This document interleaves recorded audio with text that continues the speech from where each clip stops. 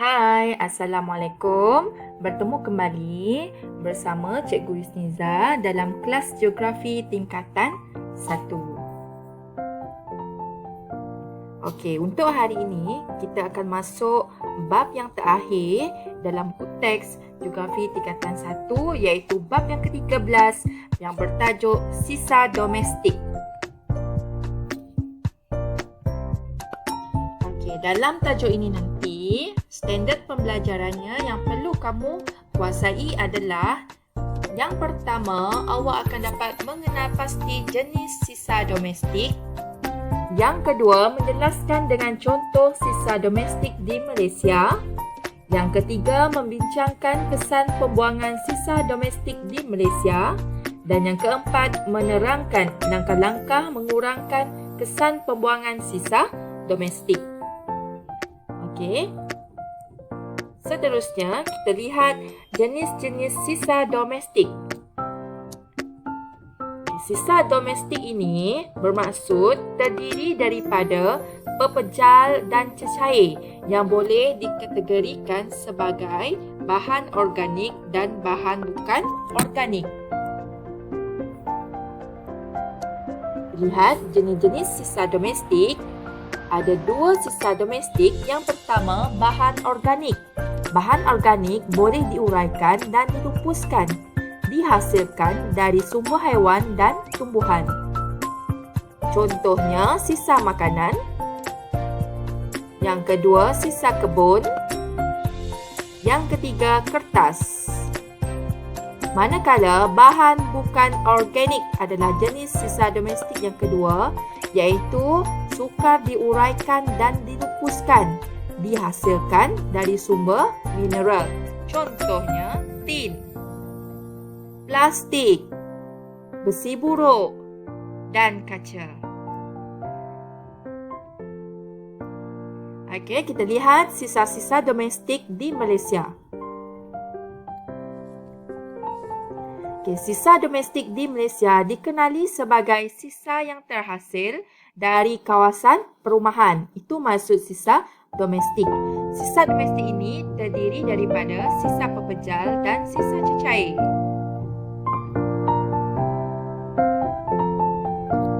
Kita lihat apa itu sisa pepejal dan juga sisa cecair. Kita lihat sisa cecair dulu. Contohnya minyak masak dan sisa kumbahan. Kemudian sisa pepejal, contohnya sisa makanan, plastik, kertas, logam, perabot dan juga lampin pakai wang. Seterusnya, kesan-kesan pembuangan sisa domestik di Malaysia. Pembuangan sisa domestik tanpa kawalan dan pengurusan yang lemah akan membawa kesan yang buruk kepada alam sekitar. Alam sekitar akan mengalami kemusnahan secara berperingkat dan memberi kesan kepada hidupan lain. Kesan-kesannya adalah yang pertama, pencemaran. Yang kedua, penularan wabak penyakit. Yang ketiga, banjir kilat. Dan yang keempat, kesan dari segi sosioekonomi. Kita lihat kesan-kesannya. Okay, lihat gambar rajah ini ya. Pencemaran, lihat ini contoh pencemaran ya. Pencemaran air, wabak penyakit yang dibawa oleh haiwan seperti tikus, peningkatan kos penyelenggaraan dan juga banjir kilat boleh berlaku. Lihat kesan yang pertama iaitu pencemaran. Pembuangan sampah sarap secara langsung akan menyebabkan pencemaran. Contohnya, pencemaran air. Sungai akan tercemar apabila sampah sarap dibuang ke kawasan sumber air. Yang kedua, pencemaran udara. Udara tercemar disebabkan pembakaran sisa domestik di tapak lupusan sampah. Yang ketiga, pencemaran bau. Timbunan sisa domestik yang tidak diurus dengan baik menyebabkan bau. Seterusnya, wabak penyakit akan berlaku. Sisa pembuangan sampah secara langsung dapat menjadi tempat penularan wabak penyakit yang disebarkan oleh hewan seperti tikus, lipas dan lalat. Sebagai contoh, penyakit taun, demam denggi, malaria, Zika dan rotavirus. Yang ketiga, peningkatan kos penyelenggaraan. Peningkatan jumlah sisa domestik akan meningkatkan kos penyelenggaraan yang diuruskan oleh pihak kerajaan, khususnya pihak berkuasa tempatan. Kos penyelenggaraan yang perlu dibiayai oleh PBT melibatkan: yang pertama, kos penyelenggaraan tapak pelupusan; yang kedua, baik pulih kemusnahan; yang ketiga, perawatan air tercemar; dan yang keempat, gaji pekerja pembersihan. Kesan yang keempat, banjir kilat. Sikap tidak bertanggungjawab penduduk yang membuang sisa domestik ke dalam longkang, parit dan sungai menyebabkan aliran air tersekat.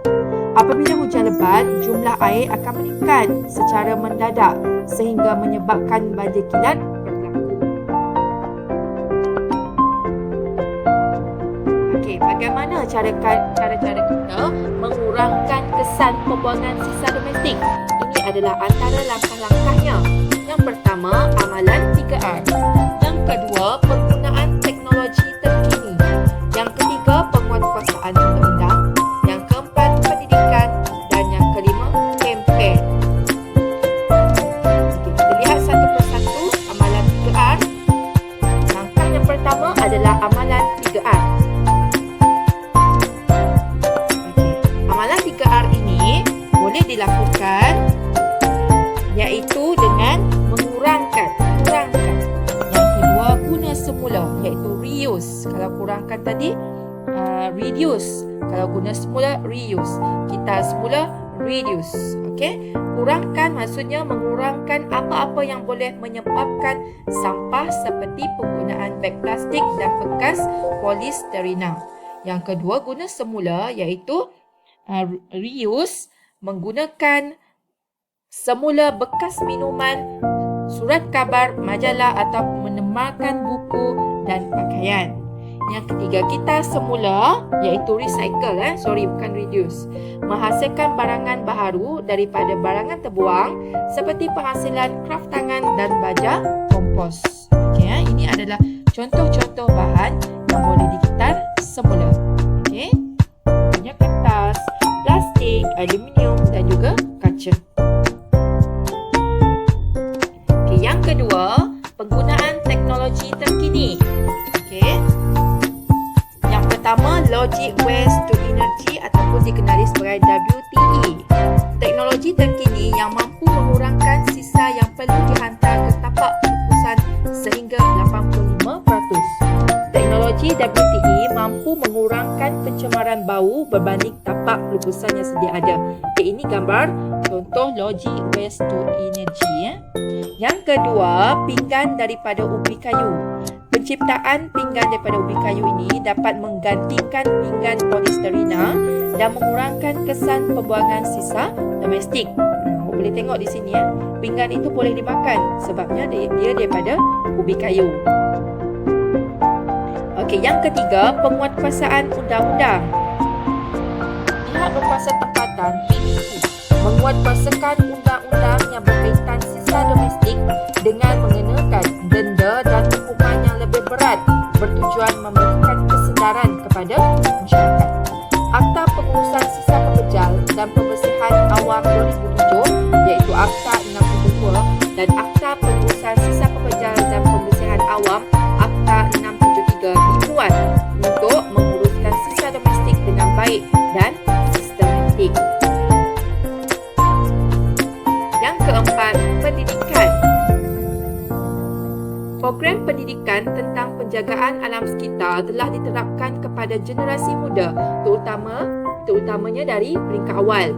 Contohnya, mata pelajaran geografi yang kita sedang belajar sekarang dan sains dapat memupuk kesedaran dalam kalangan murid. Pelbagai aktiviti seperti kita semula boleh dilaksanakan sebagai aktiviti tambahan di sekolah. Okay, dan langkah yang terakhir adalah kempen.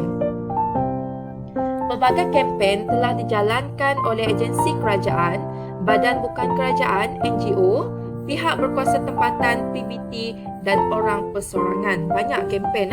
Kempen-kempen dijalankan secara menyeluruh melalui pelbagai media sosial.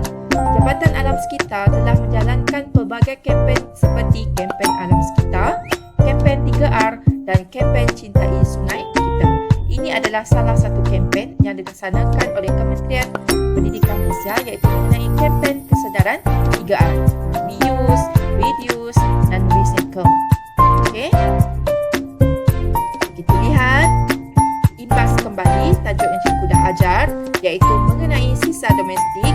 Ada 3 subtopik yang utama, iaitu jenis sisa domestik terdiri pada sisa pekerja dan sisa cair yang boleh dibahagikan kepada bahan organik dan juga bahan bukan organik. Bahan organik adalah seperti sisa makanan, barangan kertas dan barangan perabot yang senang diuraikan, mudah diuraikan. Manakala bahan bukan organik seperti barangan plastik, besi dan juga kaca sukar diuraikan. Yang kedua, kesan-kesan pembuangan. Terdapat 4 kesan-kesan pembuangan sisa domestik. Yang pertama, akan berlaku pencemaran. Yang kedua, sosioekonomi. Yang ketiga, berlaku wabak penyakit dan juga berlaku banjir kilat. Dan yang terakhir adalah